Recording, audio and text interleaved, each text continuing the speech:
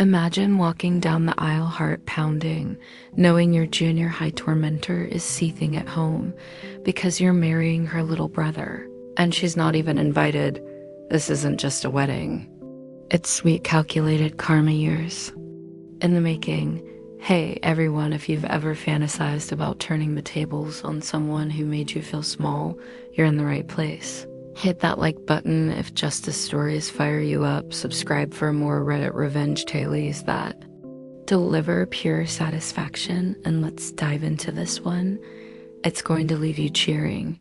Picture this junior high school, that awkward limbo between childhood and the real world. Lockers slamming like thunderclaps in the hallways, the sharp scent of gym sweat lingering in the air, and whispers that cut deeper than any knife. That's where I first crossed paths with her. Let's call her Amanda. She wasn't your stereotypical movie villain with a cackle and a cape.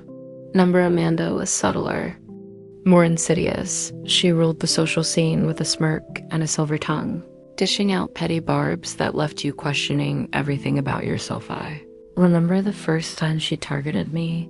It was in the cafeteria, the clatter of trays and chatter buzzing around us. I was sitting with a couple of friends, laughing about some silly crush, when Amanda sauntered over her groupies, trailing like shadows.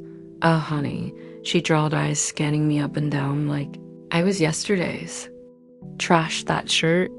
It's doing you no favors, makes you look deflated. The word hung there heavy as her friends snickered. It wasn't just the words. It was the way she said them, laced with fake pity, making me shrink in my seat. My cheeks burned, a hot flush creeping up my neck, and suddenly the sandwich in my hand tasted like cardboard, but I wasn't alone.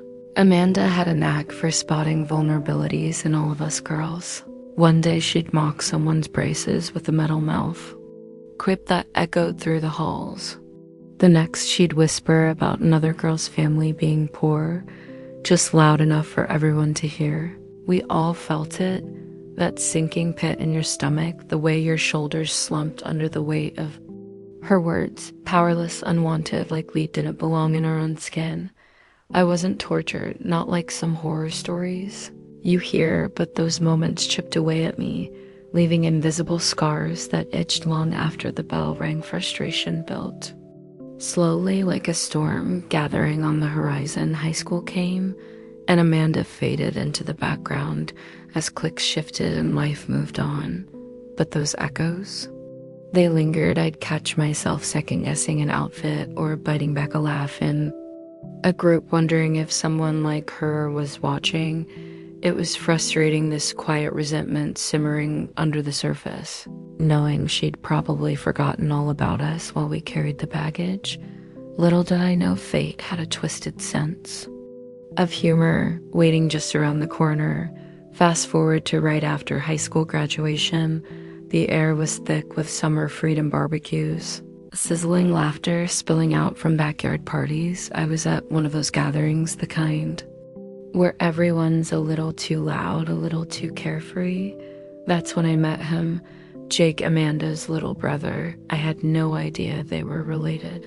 He was just this charming guy, 2 years younger, chatting me up with easy smiles and stories about his dreams, but something nagged at me. He mentioned his sister in passing, and when the name clicked, my stomach twisted. Amanda's brother. No way. I brushed him off, politely ignoring the spark, because the last thing I needed was any tie to her world. Life rolled on, college jobs, the grind of adulthood.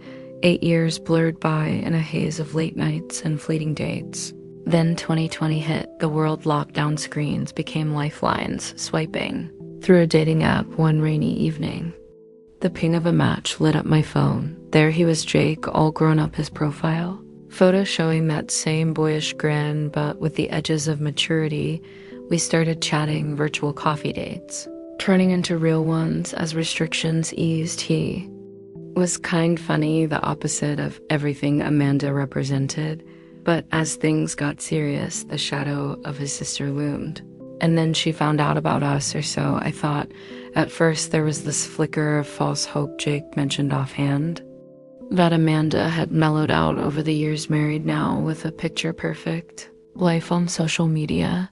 Maybe time had softened her edges. I told myself. Internal doubts swirled. What if she's changed? What if confronting the past could heal it? We ran into her at a family gathering. Jake dragged me to early in our relationship.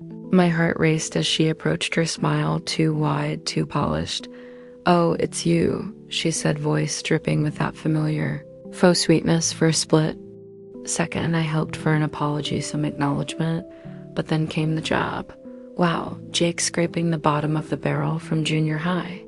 Good for you upgrading her status. She laughed it off as a joke, but the sting was real, hypocritical. Arrogant, as if she still held the power. That double-down cruelty shattered any illusion. Frustration boiled over into quiet rage. How dare she, after all these years, still wield those words like weapons? I felt the old powerlessness creep back, my fists clenching under the table as Jake awkwardly changed the subject. That was the breaking point. No more playing nice. Lying awake that night, the city's hum outside my window, I stared at the ceiling. Thoughts raced. Why let her poison this? Jake was my future, not her pawn. The decision crystallized like ice in my veins. I'd build a life with him on my terms.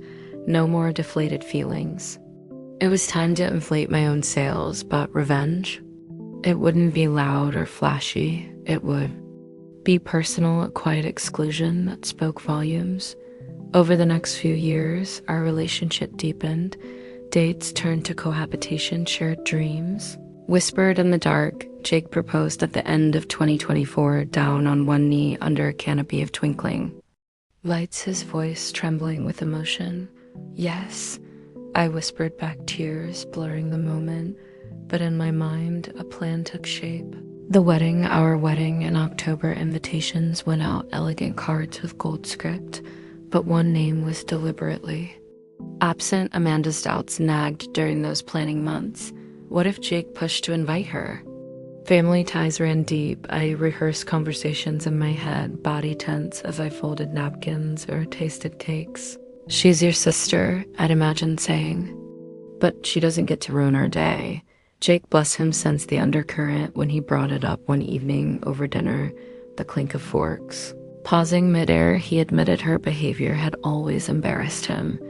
"If you don't want her, there she's out," he said firmly. Relief washed over me, mixed with a thrill of anticipation. The setup was perfect. She'd hear about it through the grapevine, the family whispers building like a crescendo as wedding prep ramped up. Tension hummed in the air, sharp decisions, venue, book, dresses, fitted all without her input. I pictured her reaction, furious texts to Jake, hypocritical rants about family unity, and sure enough, they came. One night, his phone buzzed relentlessly. "She's blowing up," he muttered, showing me the messages. "How dare you exclude me after everything?" My pulse quickened, a mix of fear and determination. We held firm, no reply needed. The big day arrived. October, Christmas, and the air leaves crunching underfoot as guests arrived. Vows exchanged, rings slipped on cheers, erupting like fireworks. But the real climax? When Amanda realized she was truly shut out, word got back. She'd thrown a fit at home, pacing her living room, voice cracking with disbelief. "That's my brother," she reportedly wailed to mutual acquaintances. Humiliation burned in her, the arrogant facade crumbling as photos flooded social media. Me, beaming in white, Jake by my side, her absence a glaring void. Justice landed not with a bang, but an elegant silence. Her anger boiled over in private rants, but publicly, she had to swallow it, pasting on a fake smile for family inquiries. Disbelief twisted her features when she saw the post size. Wide lips pursed in that familiar sneer, now turned inward. For me, the release was euphoric. Relief flooded my chest as we danced our first dance, triumph in every step. No more powerlessness. I'd reclaimed it all in the end. This wasn't about destruction, it was about boundaries and balance. Karma isn't always dramatic. Sometimes it's just life circling back, reminding us that actions echo. If you've been made to feel small, remember, your story can rewrite itself. Whoa, what a ride, pure Reddit revenge satisfaction. If this gave you that justice jolt, smash the like button and drop in the comments. What's your ultimate karma story? Subscribe now for more tailies that hit hard, and I'll see you in the next one. Peace.